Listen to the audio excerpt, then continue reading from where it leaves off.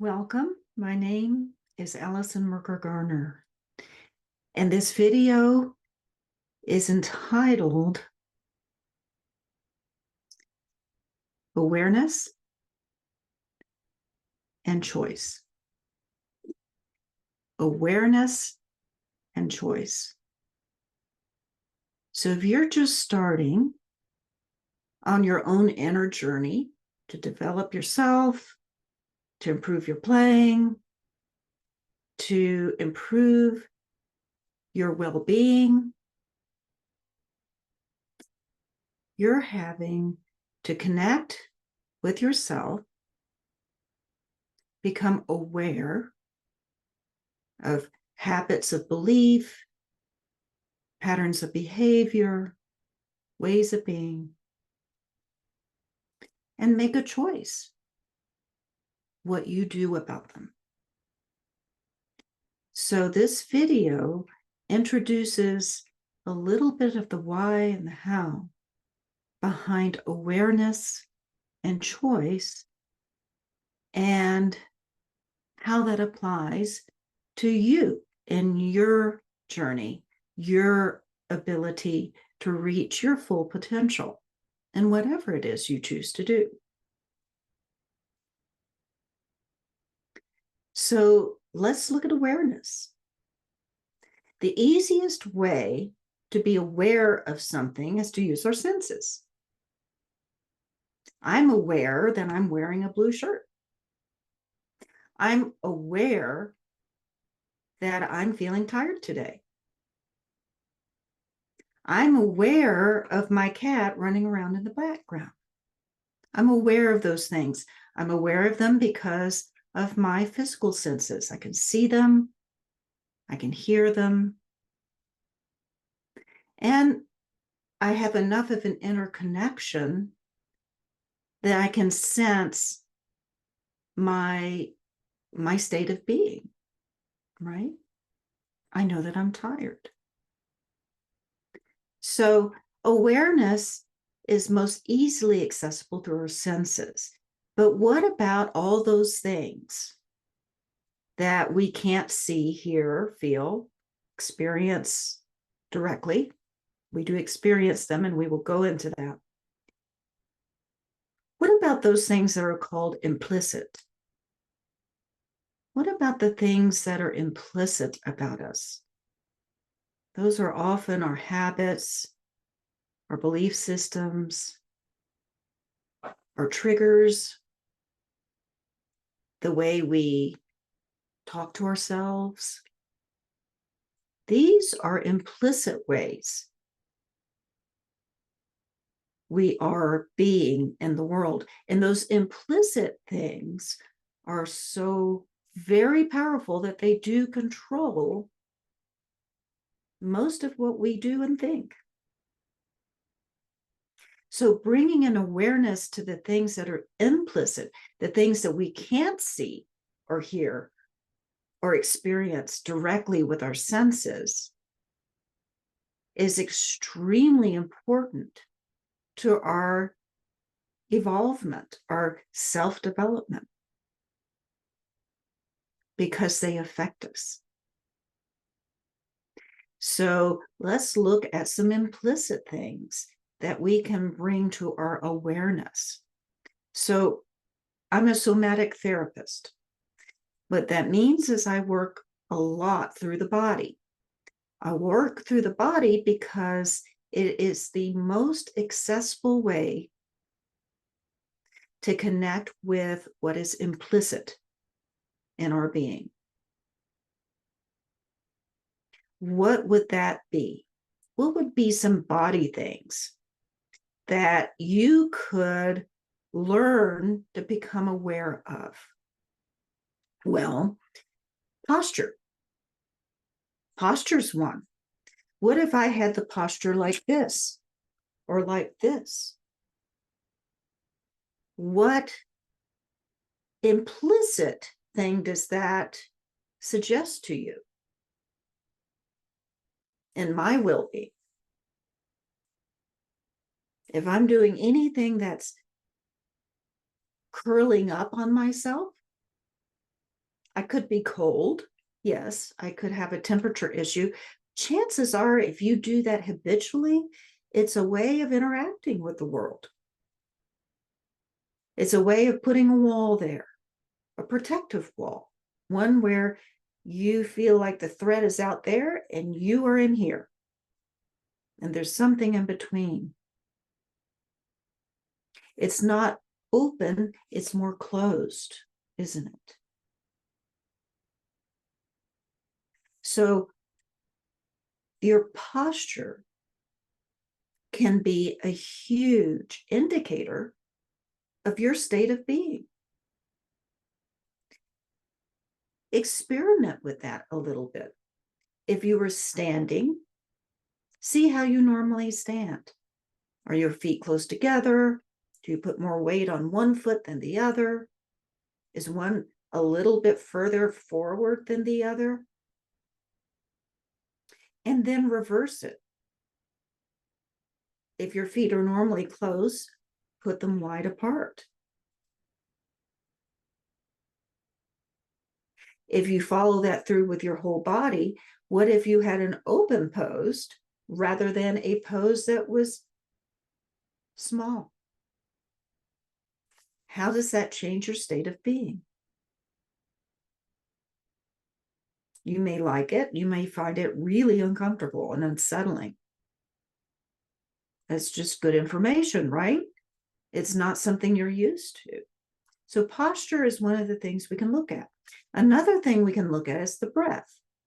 What is your breathing like? So if you're about to do something that's activating, you've got 10 students in the day, or you're about to go on stage, or you've got a really important recording that you're doing or session you're doing, if you have something that is going to elevate your anxiety and your state of being is a little bit more nervous, worried, stressed, then what is that going to do to your breathing? And what would happen if you intentionally slow down your breathing? So you become aware, oh, my breathing is really shallow and quick. What if I slowed it down and took a deep breath? How would that change my state of being? So your breath is another way in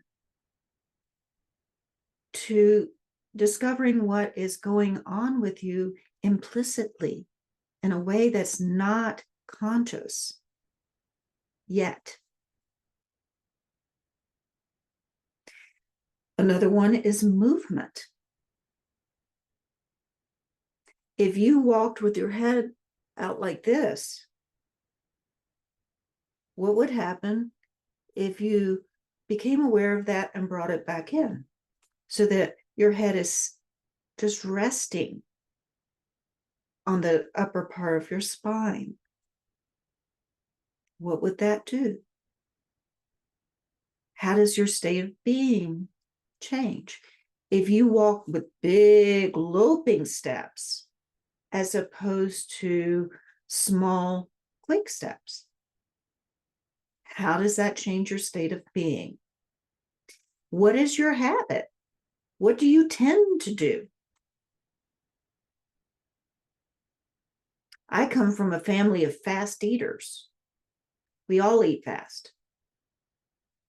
And what does that indicate? It's maybe not so great for our digestion to eat fast, but for me personally, being aware of that, I am aware that it's usually because I'm on a schedule. And when I'm not on a schedule, I still eat fast because it's become a habit. Do I change that habit? Do I want to change that habit? Well, it's my choice, isn't it? There's no right answer. But once it becomes an awareness, something conscious, you do have the choice.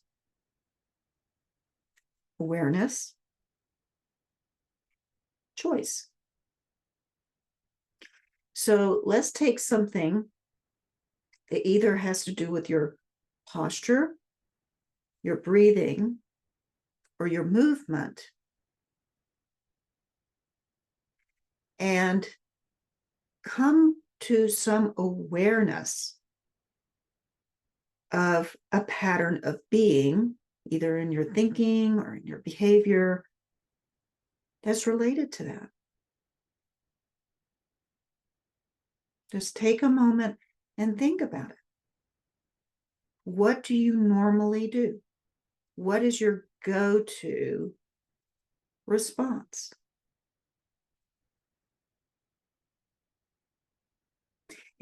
Excuse me, it could also be a triggered response, couldn't it?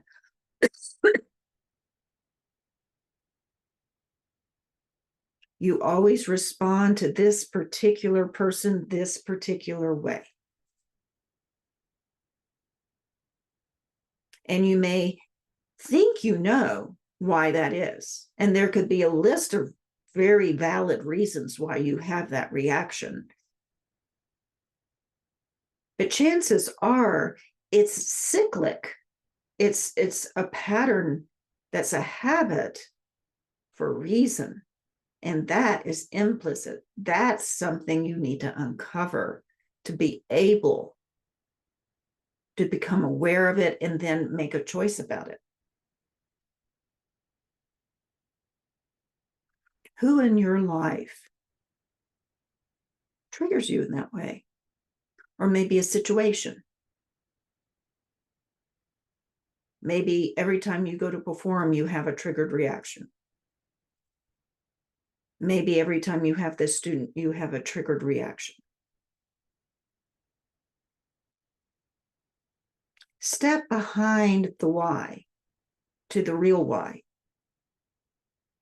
and get curious about it. There's nothing right or wrong about it. It's not meant to be something that has to be fixed unless you choose to change it. So if you have a triggered reaction, get behind the why of the why. Why are you triggered? Well, what happens to my breathing when I'm around this person? What's going through my head? We didn't talk about that, but it's another thing you can look at. What kind of mental activity is going on? And it may not be specific words or thoughts. It could just be a jumble. It could be that there's nothing going on. It could mean that there's so much going on that you can't discriminate between the different things. What's going on with your body language, the posture, your movement when you're around this person or this event? And what you do, what your answer is, will inform you. Well, I'm feeling threatened. Well, I'm feeling demeaned. Well, I think that that person is evil. I'm not safe around them. I feel like, or I'm thinking, or I'm experiencing some kind of lack of connection.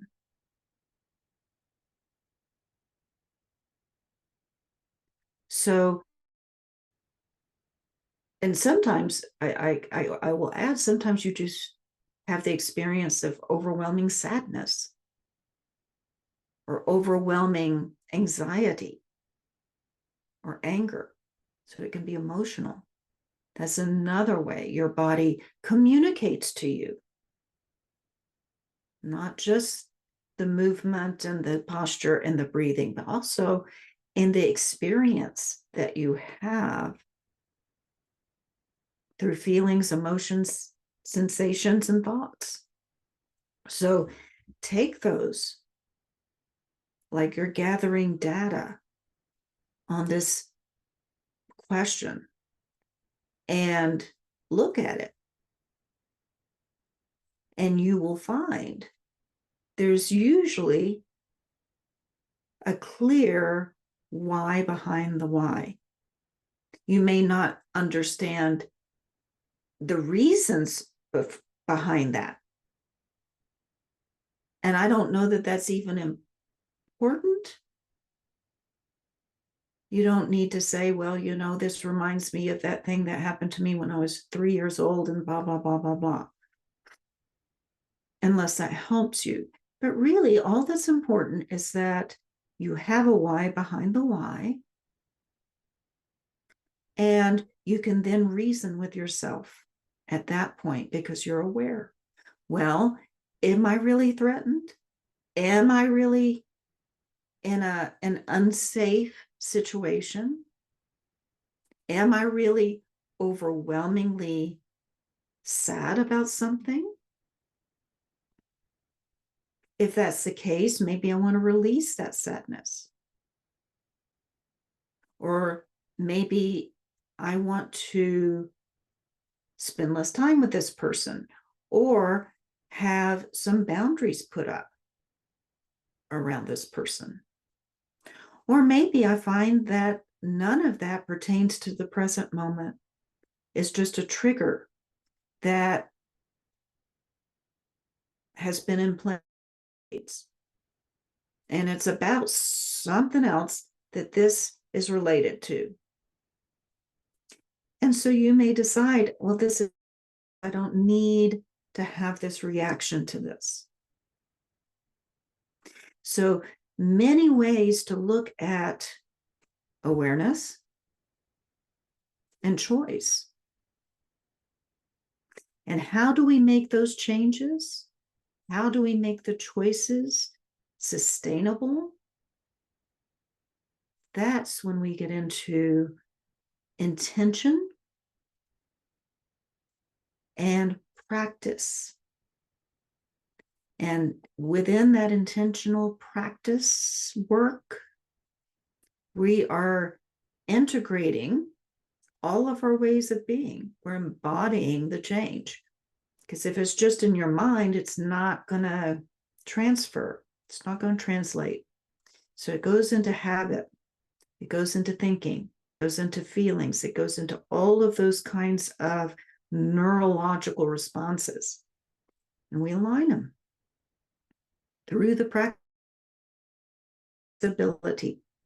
And the work we do with flexibility is very specific to whatever issue you want to work on. So that's how. But I wanted to introduce the idea of awareness and choice. With awareness, you have choice. Choice is freedom. Without awareness, we really are victims of our habits. So, thank you for listening, and I hope this was of use to you.